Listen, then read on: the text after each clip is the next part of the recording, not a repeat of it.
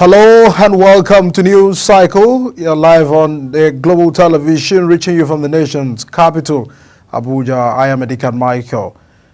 A quick reminder that global television is on DSTV channel 365 and free to air on Nicomsat. The federal government, through the Ministry of Works, has spent 92 billion naira for the rehabilitation of no fewer than 74 federal roads across 24 states of the Federation. Reports say the ministry had in October 2023 sought and received approval from the federal government for the quick rehabilitation and intervention of the 260 critical failed road project across the country. Meanwhile, in January 2024, the federal government released 108.5 billion naira out of the 217 billion naira set aside for the emergency repairs of the 260 roads in the 36 states of the Federation and the Federal Capital Territory. And now the Nigerian Correctional Service has unveiled advanced security measures, including automated search systems and technology-driven surveillance. These in the bid to clamp down on the contraband, smuggling, and other criminal activities within the correctional facilities.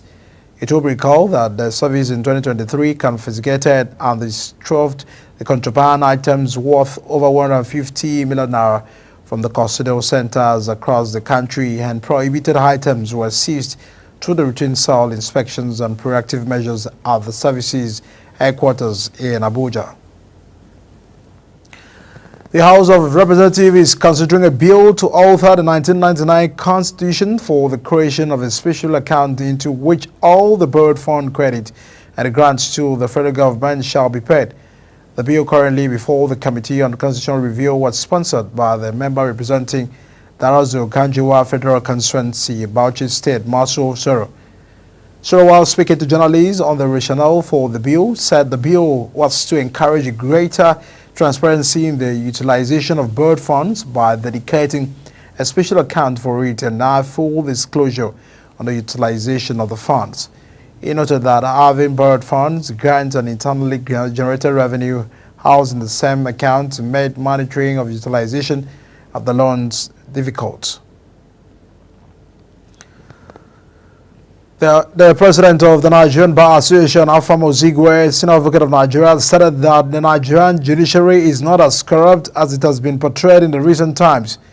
Ozigwe said the judiciary was also not the most corrupt institution in Nigeria, noting that the perception of corruption had been somewhat exaggerated, citing that reports from the United Nations Office on Drugs and Crime and the National Bureau of Statistics and the various anti-corruption agencies were without fact. He, however, acknowledged that there were a few bad eggs within the system who were tarnishing the institution's reputation, emphasized the need for them to rid themselves of corrupt practices. Meanwhile, the Minister of Works, Engineer David Umahi, has stressed the importance of providing infrastructure in justice delivery. He noted that infrastructure remains crucial for the stimulation of effective and efficient justice delivery system in every democratic dispensation. Umahi said this in a lecture he delivered during the fourth day of the 2024 Court of Appeal Justices Annual Conference with the theme, The Importance of Judicial Infrastructure to Adjudication, held in Abuja. In a document by the Minister's Special Advisor, Oji Ochenda, the Minister said that improved access to justice system through judicial infrastructure digitalization was an administrative imperative for government at all levels. He noted that improved access roads, courtrooms, judicial quarters, power supply, and electronic infrastructure would reduce delays in the adjudication, promote qualitative and quantitative judicial productivity, and ultimately improve the justice delivery system in the country. Many persons, mostly women and children, are feared death in a boat accident on the river Benue near Ocholoya in Agatu local government area of Benue State. The victims were reportedly returning to Doma in Nasarawa State after attending a market in Ocholoya village on Saturday when their wooden boat capsized. A resident of the Ocholoya, identified simply as Adani, spoke to journalists in Makoti about the incident. The chairman of the Agatu local government area, Melvin James, confirmed the incident, adding that efforts are on the way to coordinate with Nasarawa state officials to console the affected family members. Chairman of the Independent National Electoral Commission, Professor Mahmoud Yakubu, says he is alive. Yakubu said this in a statement signed on his behalf by Rotimi Oyakami, his chief press secretary. It was reported earlier that on some other platforms, social media, that the INEC chairman died at an undisclosed hospital in London after an illness. The national chairman of the All Progressive Congress, Abdullahi Ganduje, says the party's target is to capture Rivers State in 2027. Dr. Ganduje said this while inaugurating the newly elected executive committee of the party in the state. He said though the South-South geopolitical zone is largely controlled by the People's Democratic Party, the APC is making the inroads in the zone with the Cross River and Edo State already taken by the ruling party. The United Nations says the African continent has demonstrated commitment to promoting gender equality and empowerment of women, with all countries on the continent ratifying the Convention on Elimination of All Forms of Discrimination Against Women. Efe Okala, founder of Impact, a non-profit that is bridging the African female entrepreneurship financing gap, spoke on global television about these issues. Uyi Abumafoegbe has the report. Driven by her passion to see African women thrive in business, especially in the area of financing, Ukala says a lot is changing regarding women-specific endeavors in Africa. You know, what is changing is growing the market, helping African women grow the market, helping them access to markets that they didn't originally have access to, which is contributing to that scalability. You know, the grandmother who would make 10 dresses in 2 weeks, you know, now we have women that can make 100 pieces of shirts in a day. So it's really giving them that resources and putting the money in their hands to allow them to do so. On the issue of girl-child education, she believes there is tremendous amount of work that needs to be done by government. The government needs to keep investing in understanding the why, right? Like, why do we have this much women still out of school? Is this, and I use the word investing because I feel like it's going to be deep research, right? We can't just assume what the problem is. So the government has to invest in that quest to find the answers of the why. Why are women out of school? Is this a situation where the parents feel that they would be more useful at home to help them with chores? Is there a way to negotiate with communities to say, you know what, allow, you know, your daughter to come out for school between these hours to these hours, and, you know, don't worry, we would subsidize that, you know, price for that land for you. I raised that model because I believe I saw that in Mozambique. I was in Mozambique a few years ago. At the turn of the 21st century, however, statistics have shown that domestic violence is one of the biggest challenges women face on the continent. Uyi Agmofwegbe, reporting for Global Television News.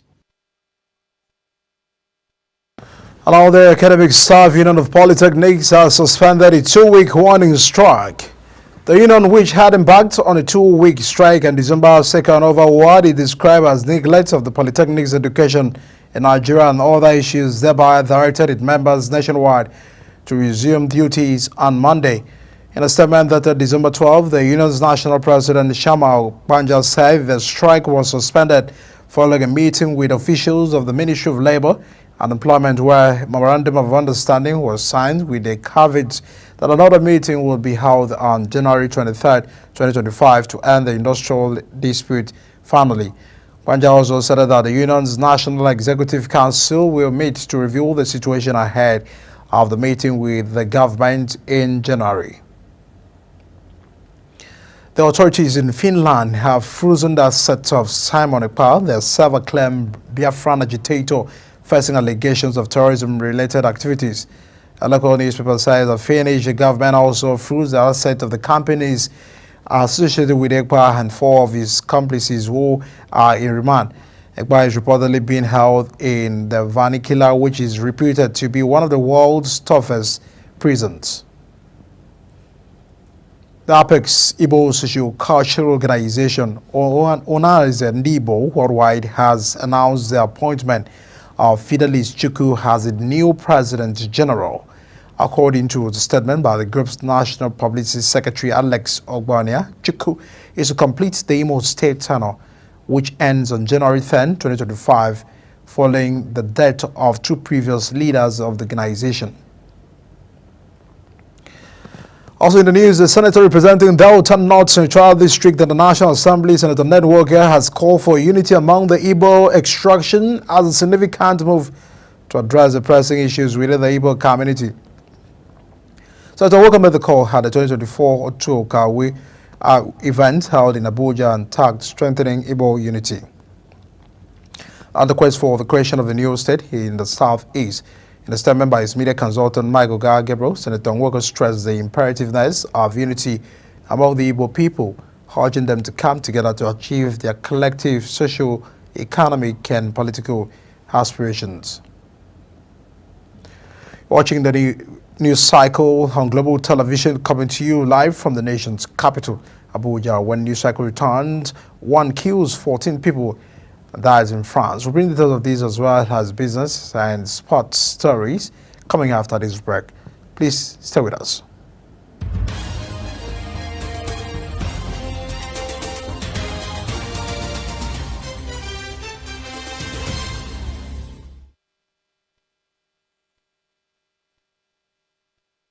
Many thanks for staying with us here on News Cycle. Now to business. The Independent Petroleum Marketers Association of Nigeria, IPMAN, has sought a reduction in the price of petrol across the country. The group urged the Dangote refinery to consider reducing its ex-depot price from 970 naira per litre, since the estimated cost of landing petrol on Nigeria's shores has dropped to 900.28 naira per litre. Recall that President Tinubu had, during a Federal Executive Council meeting on July 29, proposed the sale of crude to local refineries in the Naira, and the meeting adopted the proposal by Tinubu to sell crude to Dangote and other refineries in the local currency. The FEC approved that 450,000 barrels meant for domestic consumption be offered in Naira to Nigerian refineries using the Dangote refinery as the pilot. The federal government, through the Small and Medium Enterprises Development Agency of Nigeria, SMEDAN, has announced plans to convert 100,000 vehicles to compressed natural gas within 18 months. SMEDAN said the initiative, which is in collaboration with the Presidential Committee on the Compressed Natural Gas Initiative and the Rolling Energy, was focused on reducing the costs for small and medium enterprises while supporting Nigeria's transition to the cleaner energy. The Director General of SMEDAN, Charles O'Deal, in a statement said a center created by the agency and the firm will convert at least 10% of the 1 million CNG vehicles and are mandated by President Tinubu to hit Nigerians' roads by 2027. And our Vice President Kashim Shettima says there is no way Nigeria can dream of meaningful economic development without addressing the power sector crisis and ensuring the country has access to electricity and other affordable energy.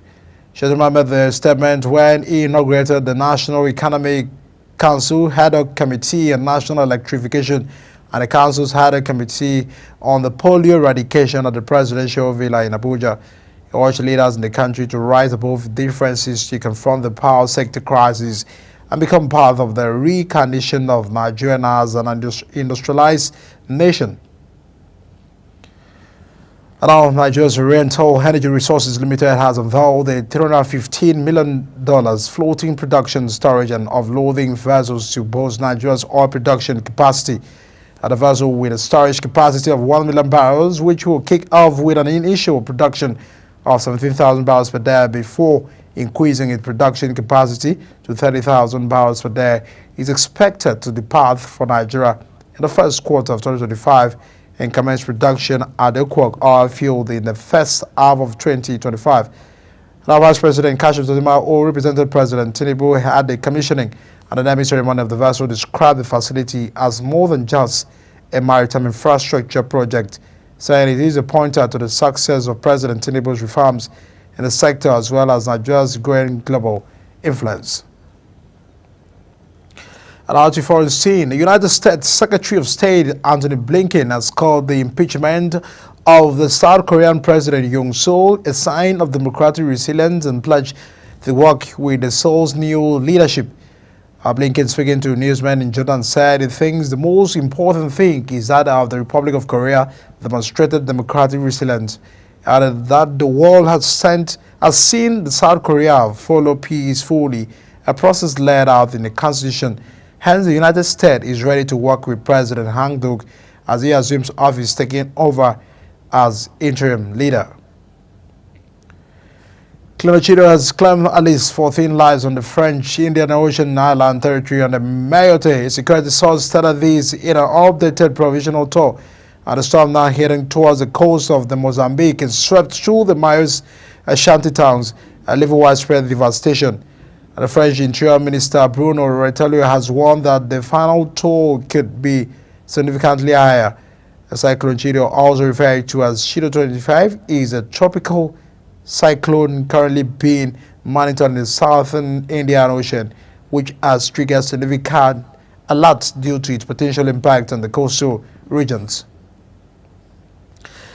Out of sports, Mikel Arteta has praised his unbelievable Arsenal team despite the frustration of the 0-0 draw against Everton on the Day 1 Premier League lead as Liverpool dropped points at a week after they failed to win at the Fulham. Arsenal could again manage just 1 point as the same side held on for a goalless draw at the Emirates on Saturday.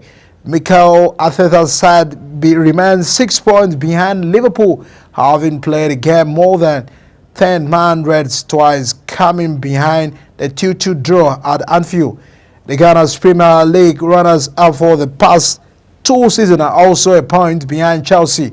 Arsenal enjoys 76% of position on a total of 13 shots, but cannot find a breakthrough. Diego Jota rescued Liverpool as the Premier League leaders recovered from Andy Robertson's early red card to snatch a 2-2 draw with a Fulham, while Arsenal's title challenge was dented by a goalless statement against Everton on Saturday.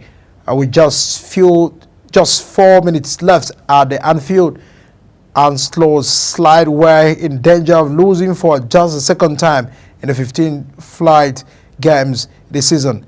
But Jota Gabel, a valuable equalizer, has Liverpool extended their unbeaten run in all competitions to the 19th matches since the loss to Nottingham Forest in September. And that's a package of news cycle coming to you live from the nation's capital. You can track the rest of our news at Global TV NG and follow us on DSTV channel 365 and Start Time channel 276 and free-to-air and Nicomsat. On behalf of the entire production team, we thank you for joining us on News Cycle. My name is Etiket Michael. See you again.